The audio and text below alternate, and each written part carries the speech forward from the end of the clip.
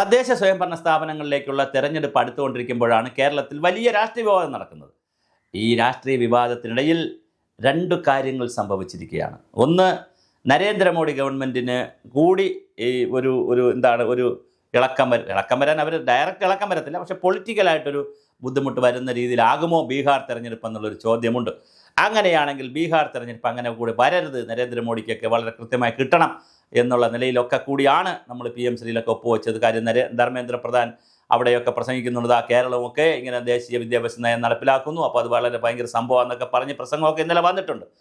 ഇതിങ്ങനെ കറങ്ങി നമ്മൾ തിരുവനന്തപുരം കോർപ്പറേഷനിലേക്ക് എത്തിക്കഴിഞ്ഞാൽ തിരുവനന്തപുരം കോർപ്പറേഷനിലെ 100 വാർഡുകളുണ്ട്.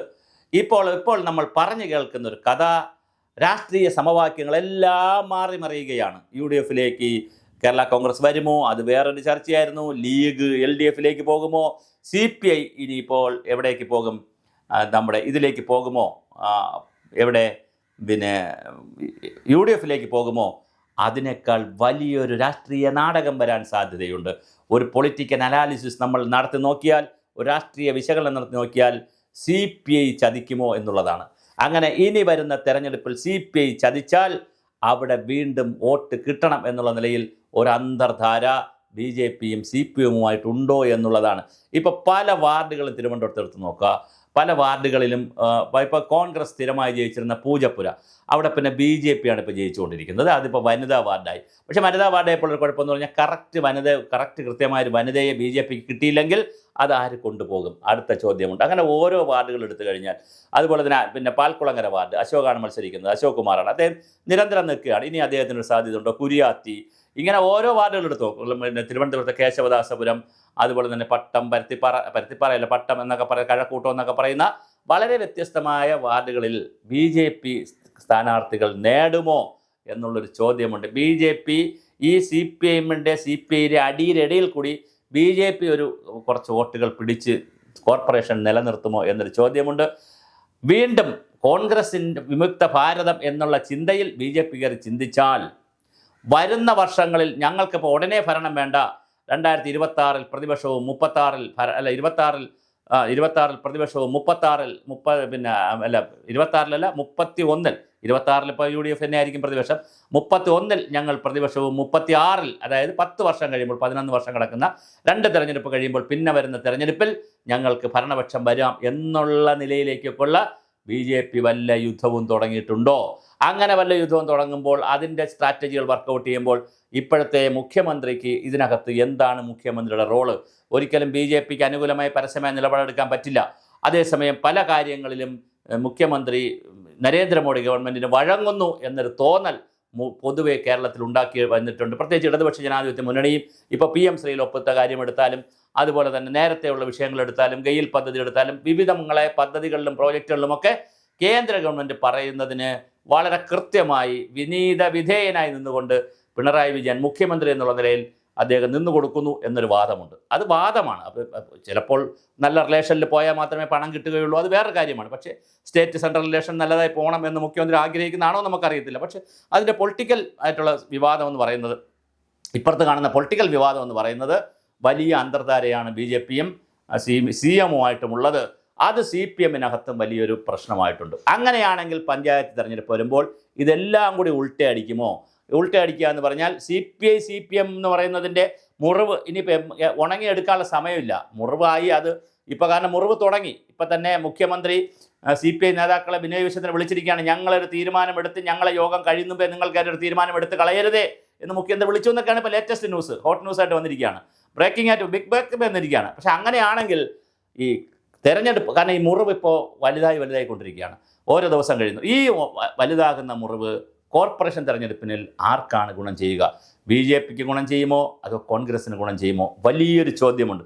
അതുപോലെ തന്നെ കേരളത്തിലെ വരുന്ന അസംബ്ലി തെരഞ്ഞെടുപ്പിൽ CPI ഇതാണ് ഈ തരത്തിലുള്ള ഒരു മുറിവേറ്റുകൊണ്ട് ചിറകിന് 2 ചിറകുകളും CPIയുടെ അരിഞ്ഞുകൊണ്ടുള്ള രീതിയിലാണ് CPMൻ്റെ തീരുമാനം വന്നതായിട്ടാണ് CPI അണികൾക്കിടയിലുള്ളൊരു വാദം. അങ്ങനെ വന്നാൽ അത് ഇടതുപക്ഷ ജനാധിപത്യ മുന്നണിയുടെ തുടർ ഭരണത്തെ എങ്ങനെ ബാധിക്കും? ഒരു വശത്ത് അയ്യപ്പ സംഗമം അയ്യപ്പനുമായി ബന്ധപ്പെട്ട് നിൽക്കുന്ന കുറേ പ്രശ്നങ്ങൾ, അത് തണുത്തിട്ടില്ല, അതിങ്ങനെ വളർന്ന് വരുന്നതിനിടയിലാണ് ഇത്തരത്തിലുള്ള പുതിയൊരു PM ശ്രീ പദ്ധതിയോ അല്ലെങ്കിൽ വിദ്യാഭ്യാസ രംഗത്തെ ഒരു പദ്ധതിയും കൂടെ കയറി വന്നിരിക്കുന്നു.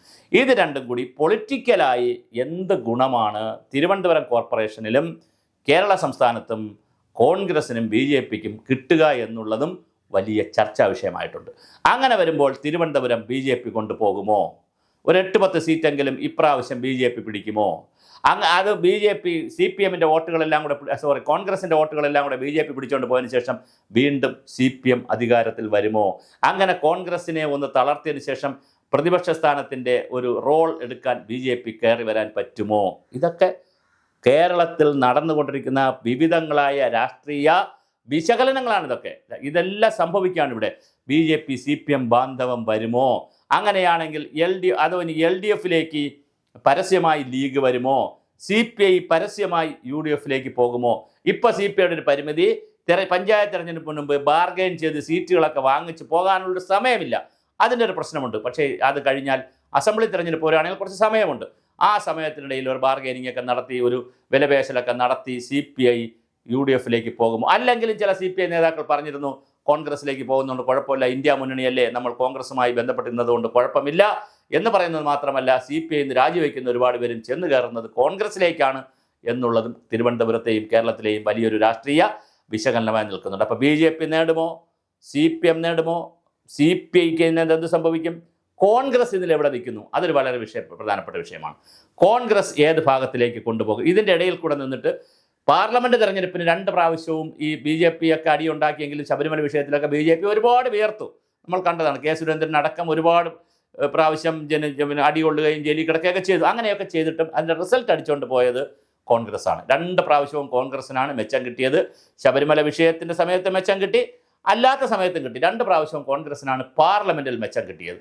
ആ ഒരു മെച്ചപ്പെടൽ കോൺഗ്രസ്സിന് ഇവിടെ സംഭവിക്കുമോ? തിരുവനന്തപുരം കോർപ്പറേഷനിൽ വളരെ വീക്കാണ് കോൺഗ്രസ്. എല്ലാ വാർഡുകളിലവർക്ക് ശക്തരായ സ്ഥാനാർത്ഥികൾ പോലും ഇല്ലാത്ത നിലയിൽ അവർ വീക്കാണ്. അപ്പോൾ അങ്ങനെ വീക്കായിരിക്കുന്ന കോൺഗ്രസ്സിന് കഴിയുമോ കോർപ്പറേഷൻ പിടിക്കാൻ?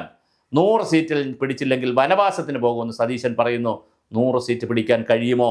അബ്സല്യൂട്ട് മെജോറിറ്റിയിലേക്ക് പോയില്ലെങ്കിൽ ഞങ്ങൾ രാഷ്ട്രീയം മതിയാക്കുമെന്ന് സതീശൻ പറയുന്നു. അതൊക്കെ നടക്കുമോ? എന്തായാലും 2 വിഷയങ്ങൾ കേരളത്തിൽ കോളിളക്കം ഉണ്ടാക്കിയിട്ടുണ്ട്. 1 ശബരിമല അയ്യപ്പൻ്റെ വിഷയം, 2 വിദ്യാഭ്യാസത്തിൻ്റെ കേന്ദ്രത്തിൽ നിന്ന് ഫണ്ട് വാങ്ങുന്നതുമായിട്ടുള്ള വിഷയം. ഇത് രണ്ടും തിരുവനന്തപുരം കോർപ്പറേഷനെ ചലിപ്പിക്കുമോ? തെരഞ്ഞെടുപ്പിൽ വലിയ ചലനങ്ങൾ ഉണ്ടാക്കുമോ? കേരള സമൂഹത്തിലാകെ കേരളത്തിൽ നടക്കുന്ന 2 തെരഞ്ഞെടുപ്പുകളിലും എന്ത് ചലനമുണ്ടാക്കും? ആരാണിതിൽ നേടാൻ പോകുന്നത്? കാരണം മുന്നണി ബന്ധങ്ങളിൽ തന്നെ വലിയ അലുക്കുലുക്കുണ്ടാക്കിയിരിക്കുന്നു, വലിയ ആത്മസംഘർഷം ഉണ്ടാക്കിയിരിക്കുന്നു, പാർട്ടികൾക്കിടയിൽ വലിയ സംശയം ഉണ്ടാക്കിയിരിക്കുന്നു. ഇനി CPM CPI ആയിട്ട് ഒത്തുതീർപ്പായാലും CPI അണികളുടെ മനസ്സിൽ വല്ലാത്ത മുറിവാണ് ഉണ്ടായിരിക്കുന്നത്. CPMനകത്ത് CPMൻ്റെ മുഖ്യമന്ത്രിയും ശിവൻകുട്ടിയും അല്ലാതെ വേറെ ആരുമായി ഇത് ആലോചിച്ച് ഇടതുപക്ഷ മുന്നണിയിലൊന്നും ആലോചിക്കാതെ ഒപ്പിട്ടത് കൊണ്ട് അവിടെയും ചില പുകച്ചിലുകളുണ്ട്.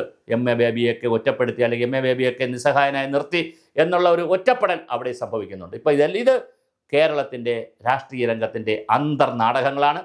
ഈ നാടകത്തിൻ്റെ പര്യവസാനം എങ്ങനെയാകുമെന്ന് നമുക്ക് കാത്തിരുന്ന് കാണുക മാത്രമുള്ളൂ. ഇനിയും പൊളിറ്റിക്കൽ ചിത്രം, രാഷ്ട്രീയ ചിത്രം തെളിഞ്ഞ് വരേണ്ടതുണ്ട്.